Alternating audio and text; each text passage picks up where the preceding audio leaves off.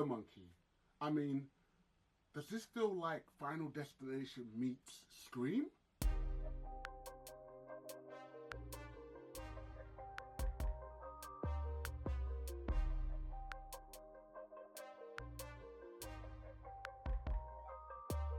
The Monkey. This is an adaptation of a Stephen King short story that came out in the 1980s. And for me, it just feels like a cross between good old-fashioned Final Destination and old school Scream, where there's this kind of like feeling of who is really responsible, kind of mystery sewn into it. And like, honestly, my brain at the end was just trying to figure out what the hell is happening. So let's talk a little bit about the premise of this film. Now, The Monkey is based on a Stephen King short story that came out in the 1980s. And it's basically about a cursed mummy toy that seems to trigger really weird and bizarre deaths whenever it starts banging its cymbals. Now, in the film, Theo James plays twin brothers whose lives have been torn apart by this monkey that resurfaces, and then strange, suspicious deaths start happening to them again years later. Personally, I'm a massive fan of Stephen King's work.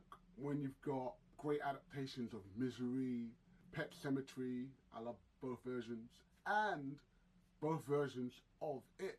So I'm sitting there thinking, what is this story gonna do that is gonna compare or live up to the hype of those big adaptations before it? So let's talk about Theo James. Now, I don't know if you remember a great TV show that came out on Netflix called The Gentleman, directed by Guy Ritchie, which was based off his film.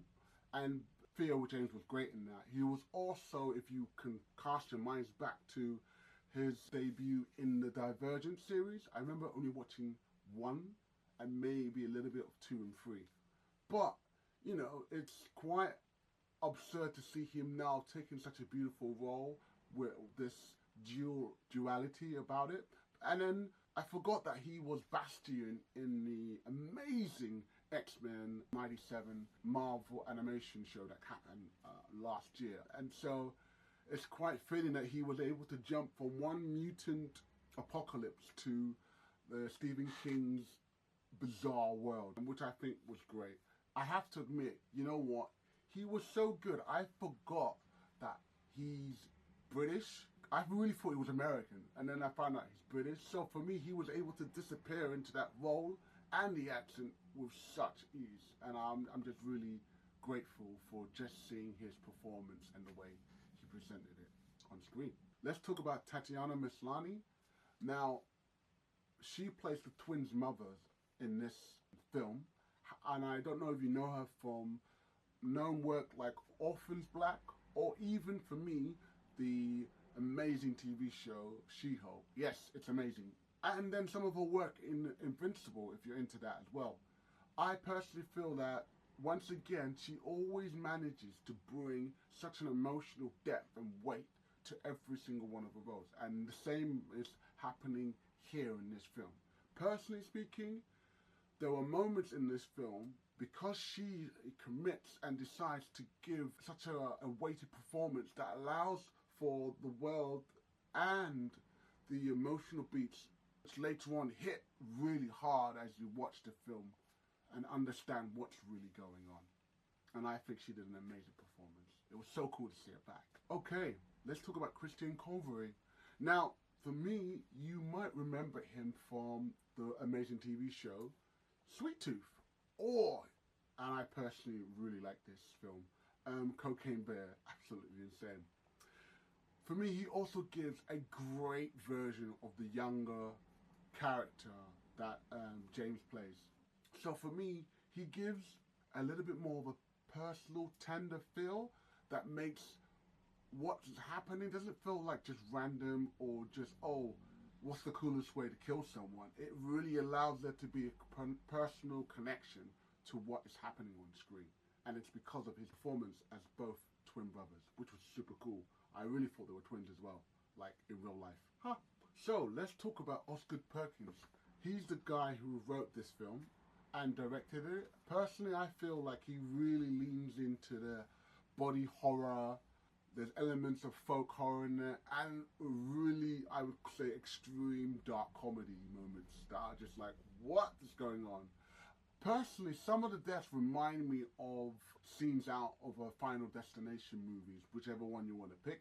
If you're a fan, you know what I'm talking about. However, I find that some of the deaths feel strangely beautiful and somewhat unsettling, and really helps to lean into the good old-fashioned cheap jump scares that you would get in a horror movie. When you're looking at the horror side of it, I personally felt it felt very tactile and real.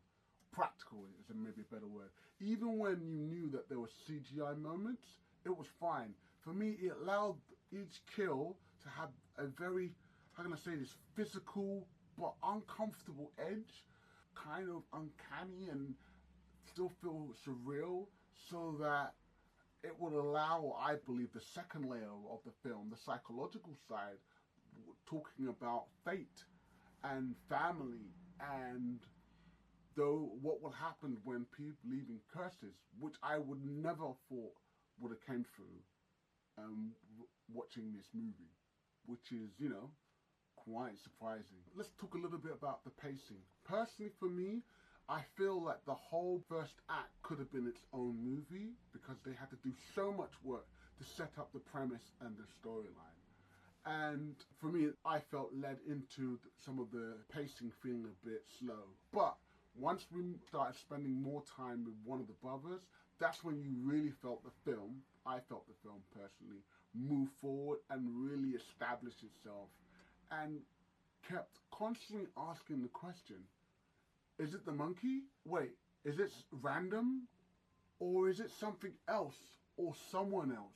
The real reason for why these strange things are happening. So let's talk a little bit about my final thoughts on this film. So visually, this film isn't just chasing the moments. I feel Perkins uses framing and lighting to create images that make you pause and then think, wait, what just happened? Before the horror fully is registered.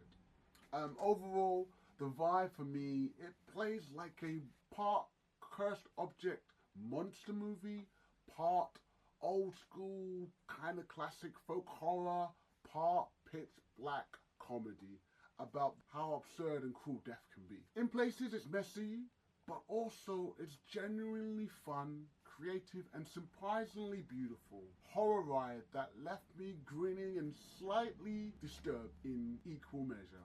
That's going to be the end of my review, and I should be asking you the question, have you seen The Monkey? If you have, what did you think?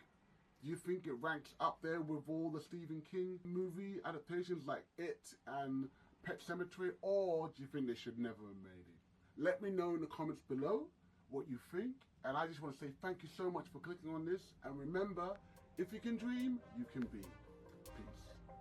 And if you haven't already, you're looking for some more horror stuff, please look up here. And if you're looking for more normal stuff, please look there. I hope that makes more sense.